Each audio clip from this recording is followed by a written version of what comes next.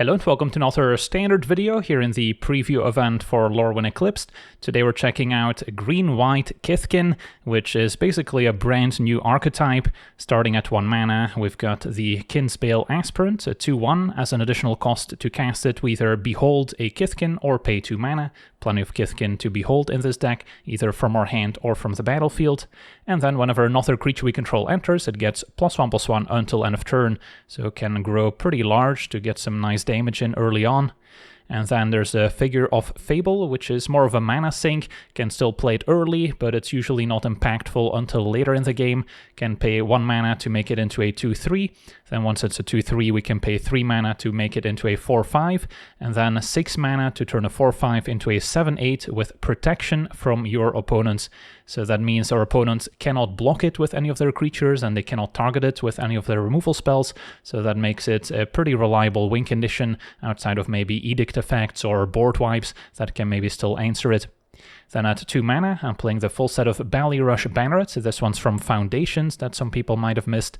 A 2/1 saying Kithkin and Soldier spells cost 1 mana less to cast, so that's a very impactful discount and can also maybe stack in multiples. If we have 2 Bannerets, now we can pretty much cast all our spells for 1 or 2 mana, which is pretty neat.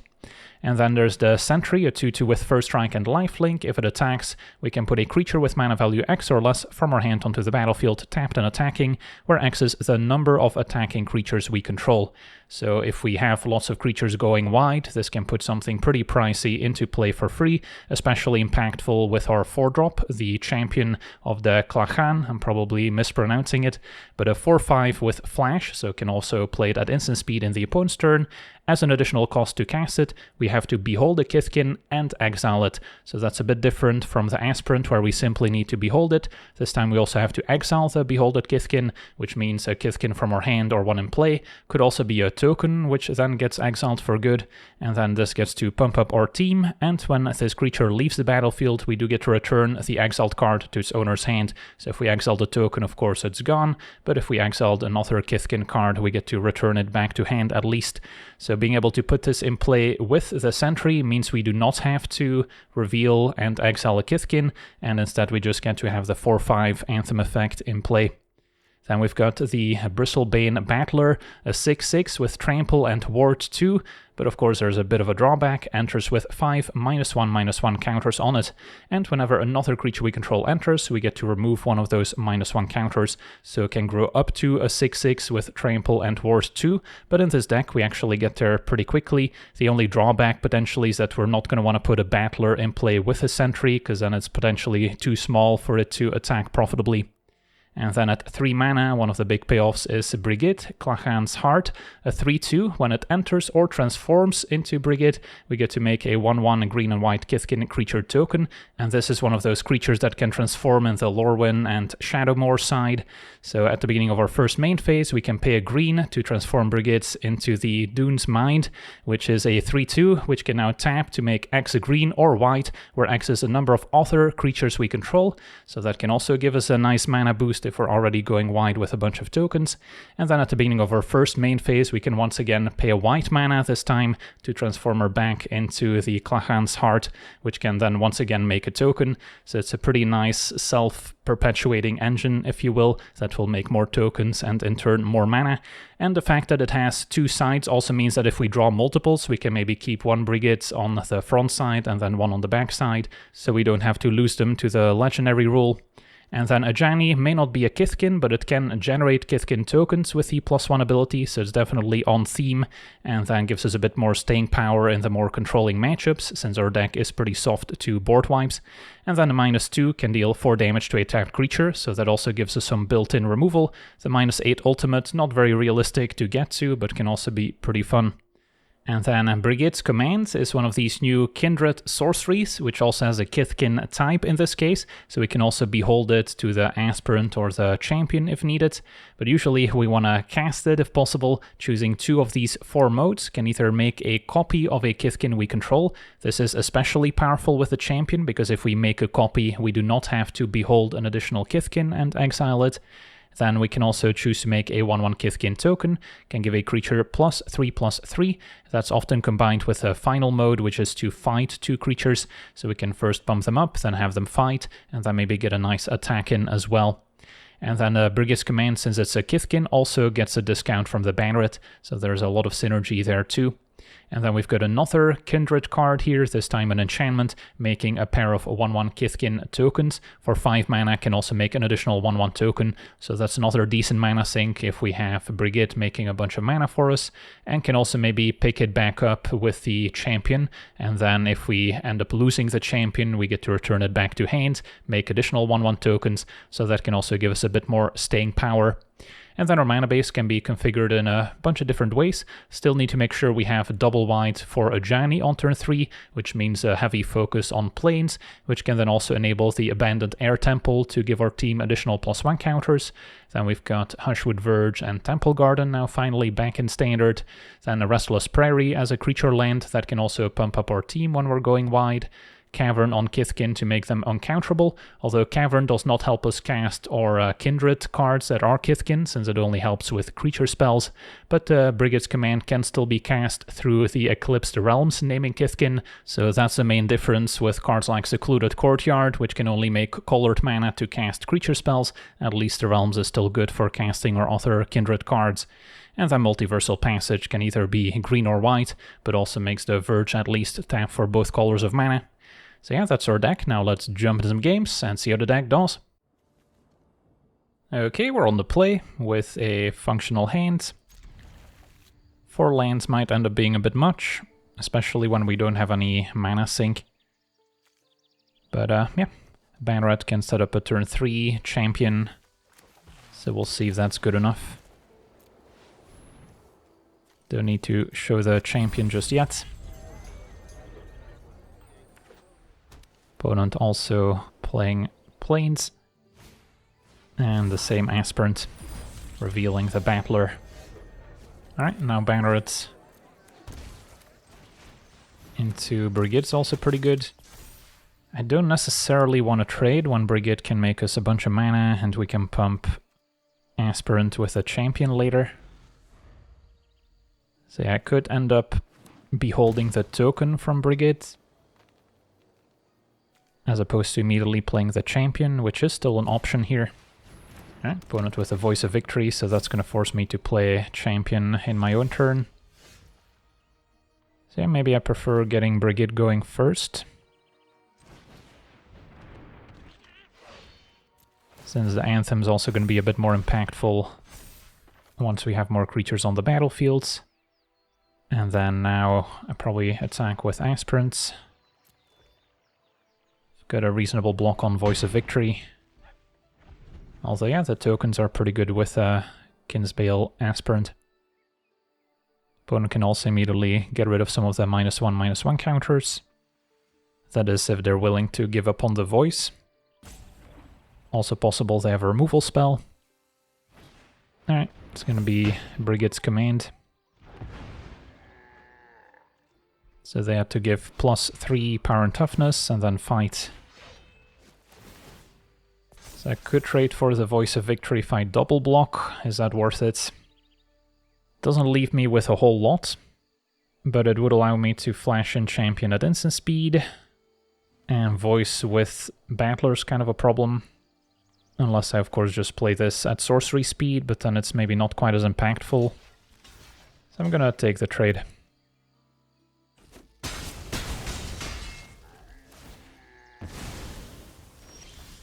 Alright, found our own command. So yeah, now I can use this to maybe copy the champion, which is pretty decent. So I think I just attack for 2. Because I'm gonna need to champion something, which is gonna be the Aspirant in play. And there's a small chance we can set up an ambush. Although our opponent probably is playing the same card. Alright, opponent's got Ajani.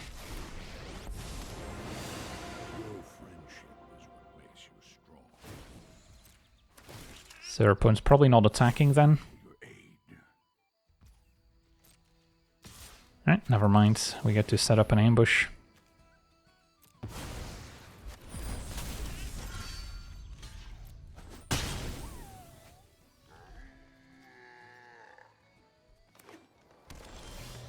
And another command.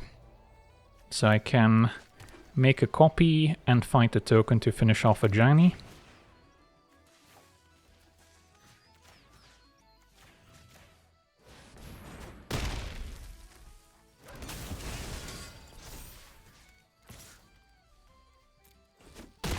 And then we've got another command to do it all over again.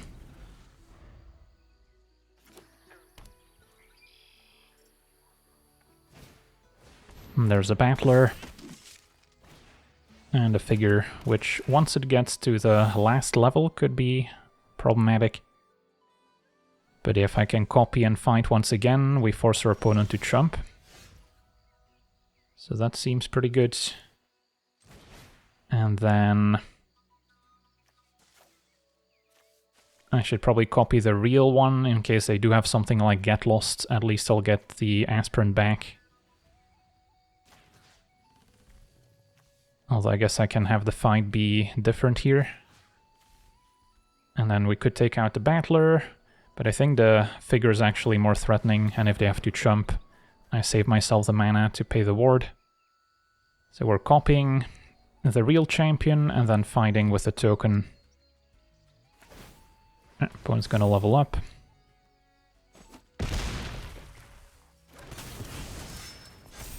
And we get to attack. Opponent has to chump.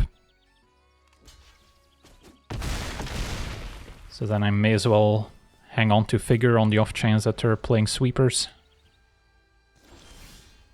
Alright, let's get in there. GG's. On to the next one.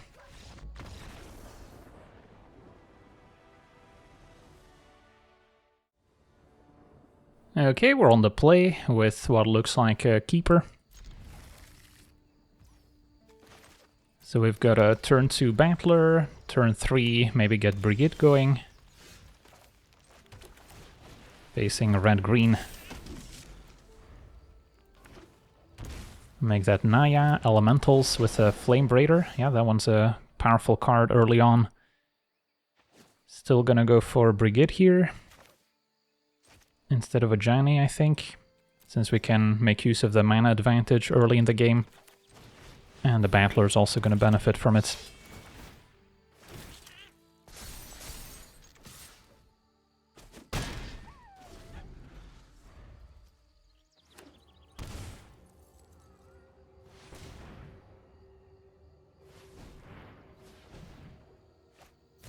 Now Vibrance can deal 3.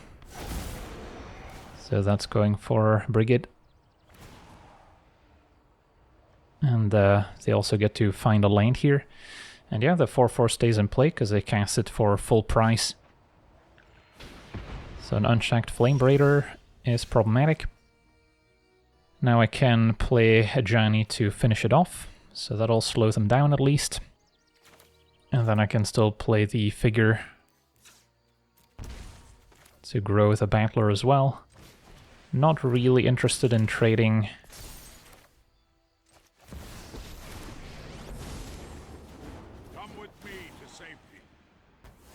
If they attack Ajani, I can consider chumping.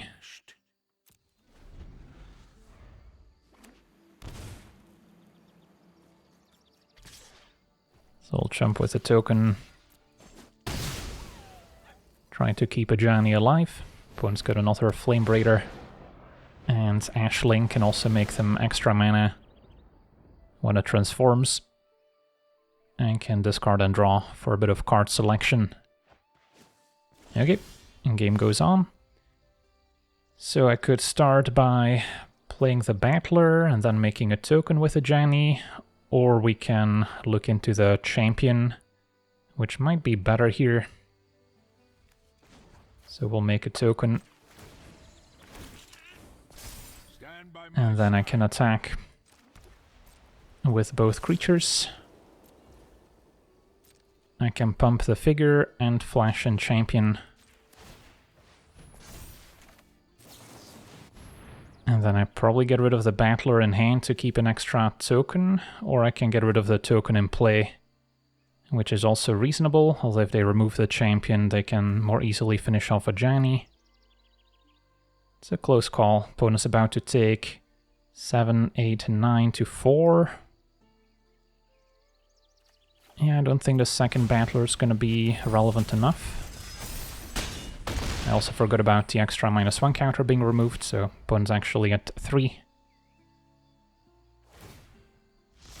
And then by not getting rid of the token, if they now remove the champion, at least I get a creature back. So there's some upside there too. But we'll see. The elemental deck now has access to a ton of mana, so they can do some powerful things. So we've got 2 blue floating from Ashling, 2 more from Flame Braider, so 7 to cast elemental spells.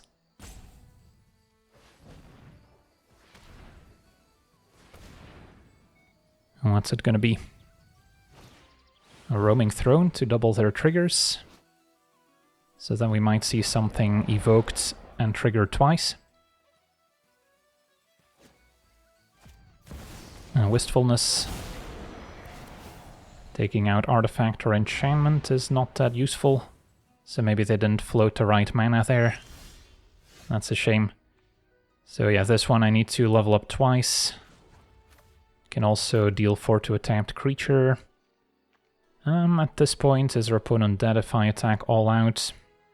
They can jump with 3 creatures, basically, and survive. But, yeah, I guess that's still worth it, so can level this up. Can do that at instant speed.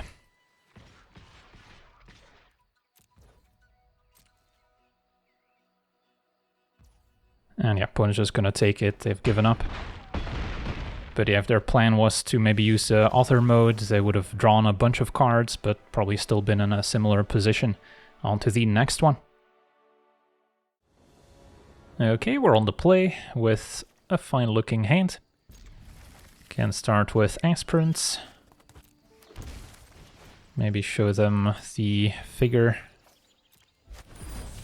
But I'm most likely still playing Sentry on 2. Black-white, Banneret's not bad either. Yeah, let's actually play Bannerets, then next turn I could play Brigade even if I do not draw land. So Esper with a Looter, so could be some sort of Oculus deck. Now I did draw the lands, can still double spell here, which is pretty good. Brigade plus Sentry instead of Ajani. And then I'm fine trading the Banneret since we've gotten use out of it. And then next turn Brigade can transform, make a bunch of mana, which we can then use as a mana sink on the Figure of Fable. But we'll see. The Looter could also turn into a 7/7 here. There's the new 1-drop that normally is a 7/7 with 6/1 counters that they can discard and then for 1 mana activate.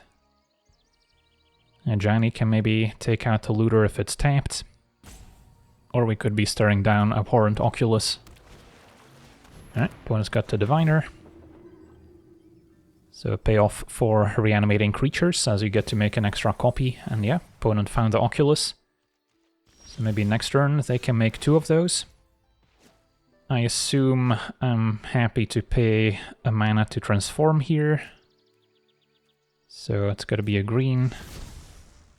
And then I can make 4 white, or I can play another Kithkin first, although I could also put that in play with a Sentry. Command can also maybe set up a fight, so we've got some options. So let's say I play Figure, this taps for 5 white, then I can still play Ajani and Command. So that might be a fine starting point.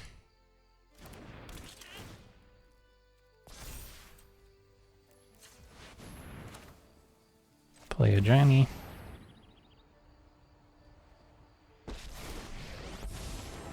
And then Command can pump and fight, take out the Diviner, pumping the Sentry probably, and then just attack.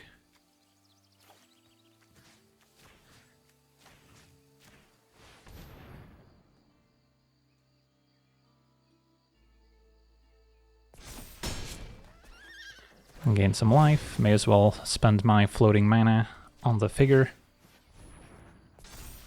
And then I guess I'll activate Ajani now, since our opponent's going to wait until end of turn to activate the looter. So we get to pump the aspirant some more. And attack. Opponent forced to block. Can draw this card on the way out.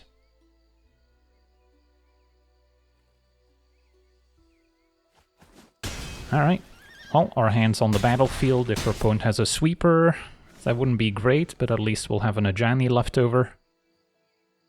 It would have to be Day of Judgment, pretty much. Which I don't really expect him to have. Yeah, there's the Moonshadow I mentioned earlier.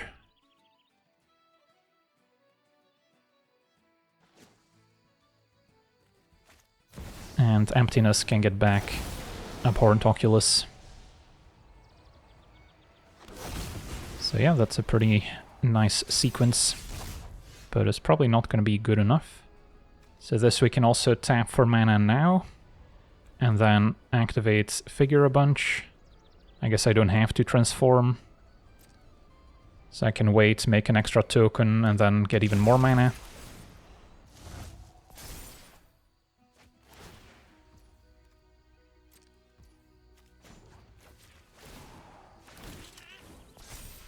By my side, friend. So I can level to a 4/5, and then once again, so it now has protection from each of your opponents, which is pretty good, and then all-out attack seems fine. And because of the protection, our opponent won't be able to block the figure, so in and of itself, good enough here. And there we go. Sweet, on to the next one.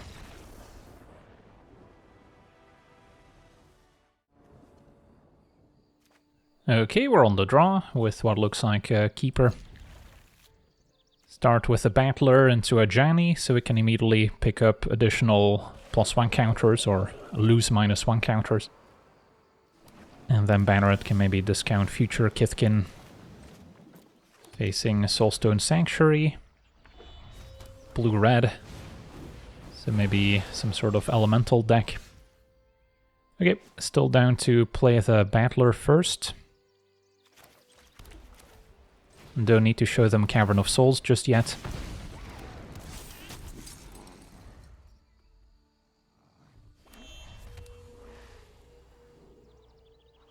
And now Ward 2 means our opponent may not be able to remove it. Alright, another Banneret's interesting. Could go Banneret into Banneret. I think I save that for next turn. For now, play Ajani, and then next turn I can go Banneret plus Command, which already seems pretty good here. So we'll name Kithkin, play Ajani, make a token, which lines up favorably in the face of a Scalding Viper.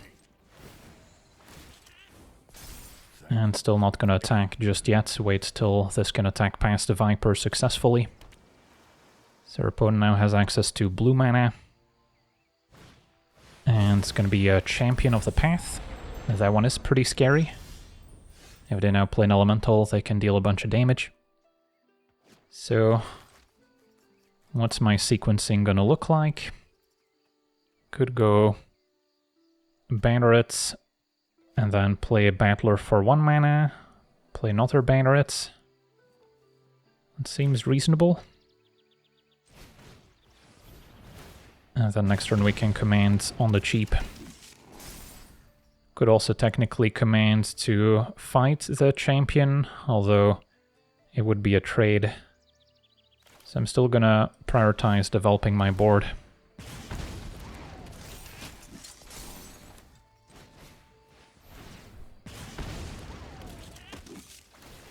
And then Ajani makes a token, which grows the Battlers some more. So I can probably afford to attack for 6 now.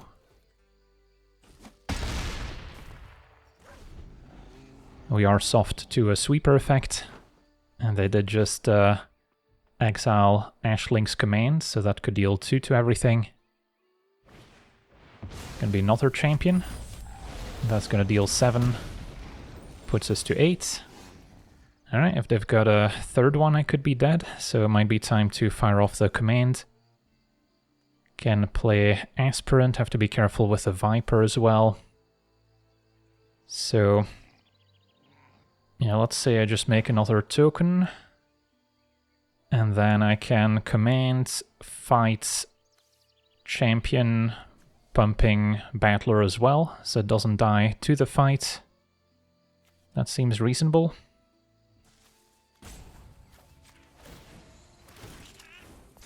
Your size belies your bravery.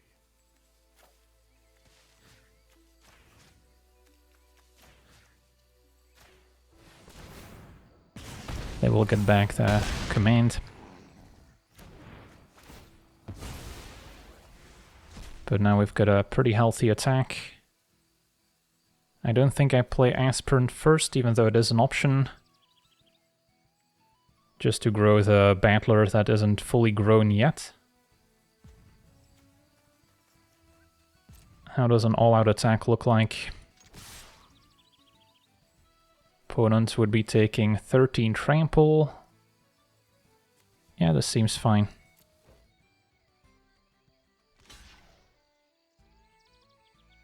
So I get to trample for 8. So this would be lethal.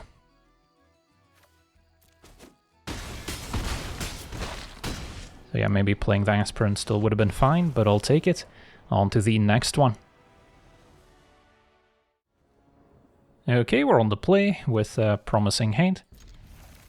Got a Aspirant into Banneret. Can play Brigade on the cheap.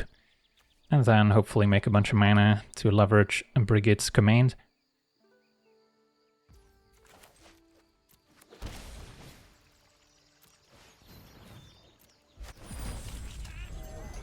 Well, let's see what our opponent's up to. Also green-white, so it could be the same archetype. Still gonna prioritize Banneret over Battler in case I don't draw third lanes, so we can get Brigade down. And now the command's also discounted, being a Kindred Kithkin sorcery. Alright, opponent's got the Sentry. We draw another Banneret. That's pretty awesome, since now we get to go Banneret into Brigade, which I think is my play.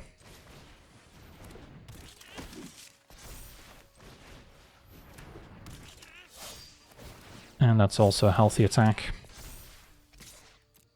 Now, I don't have the best blockers for Sentry on the way back. But next turn, we should be able to set something up. Opponent's not even gonna attack. So we will transform. And then now we can set up Brigade's commands. So this can tap for green. I guess this does have a different name, so we could potentially have it alongside the other Brigade, which is pretty interesting. So let's see here. I guess I probably messed up with a multiversal passage. Should have gone for white. So I could have cast all my spells, because now I'm actually limited to only casting 2, despite making 4 mana here, since I need double green and double white. That's a little awkward. I guess I don't have to play Brigade, but I do want to take out their copy.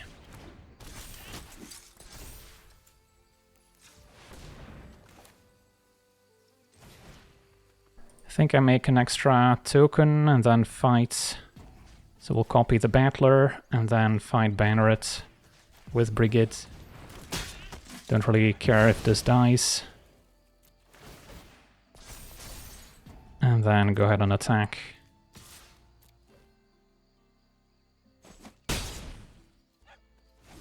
And then next turn we can potentially grow these a bunch more. Opponent had another Brigade as it turns out.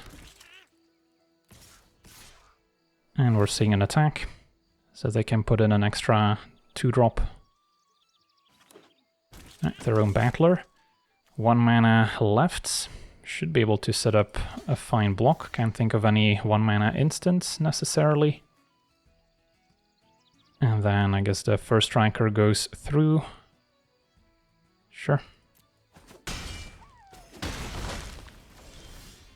Alright, more brigades. So I don't necessarily need to transform the one in play, but I can cast the ones in hand. ×2 even.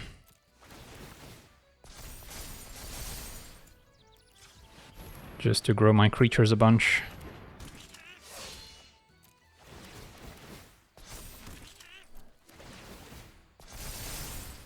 And attack. That's the 11 trample, so yeah, that's game. Sweet. On to the next one.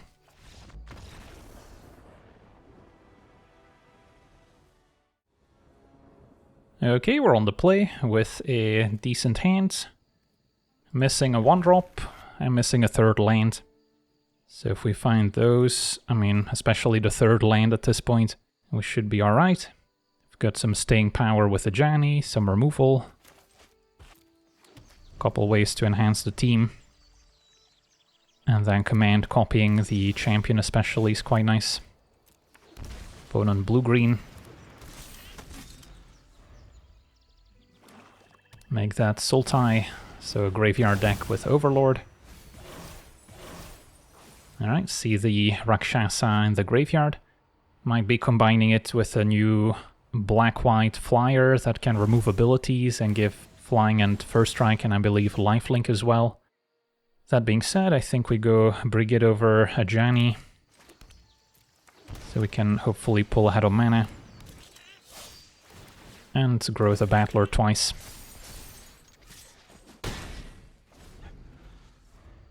So right now if Brigade were to transform, we're essentially up 1 mana, since it makes a mana for each other creature we control.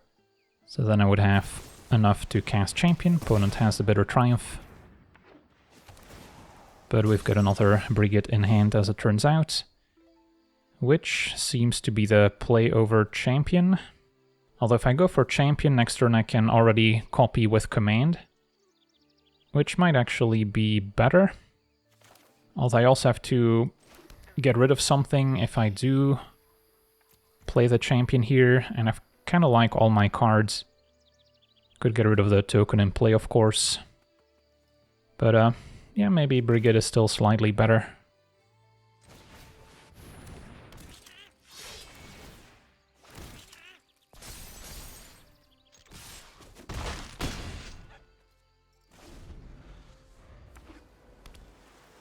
For mana, don't know if our opponent's playing any sweepers. They do have the Storm Brute, so they might have the other dragon giving -X/-X. Would not deal with a Battler at least. So depending on their turn here, I could just play the Champion and attack without even tapping Brigade. Rakshasa doesn't block. And Overlord also doesn't block here. We do see the new Moon Shadow.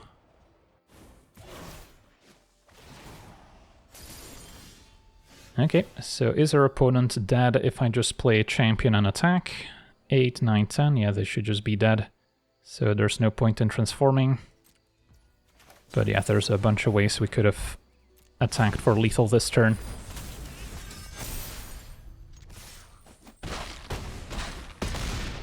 Alright, and that'll do it. So we get to see this green-white Kithkin deck in action, and yeah, the deck can curve out very nicely, with Banneret discounting our cards, and Brigade potentially making a bit of extra mana, so it can get on the board quickly, and then it has some pretty decent late-game tools, with Champion pumping up the team, the Figure of Fable also being an excellent mana sink, and can potentially get protection from the opponent, so then against removal-heavy decks, they'll also have difficulty staking it out. And then it's still nice that we have some main deck removal with Brigade's command, but at the same time it's not dead against control, since we can always just use it to copy our creatures, so that's another card that seems very powerful in the deck.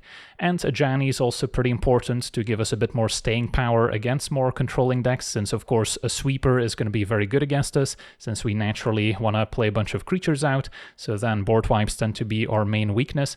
At least with Ajani we can get back on the board making additional tokens, so that can also help out. Now, this is not a deck I would necessarily recommend crafting on day one, since it is a deck that's very wildcard intensive if you haven't drafted any Lorwyn Eclipsed yet, so I would maybe wait on crafting this right away, open a few packs, and then maybe in a couple of weeks, if you've opened enough Kithkin cards, you can give it a shot, especially if it turns out to be a viable deck in the best of one ranked ladder, which of course is a different animal from the early access experience that I've had today. But for now, I want to thank you for watching, hope you enjoyed, and as always, have a nice day.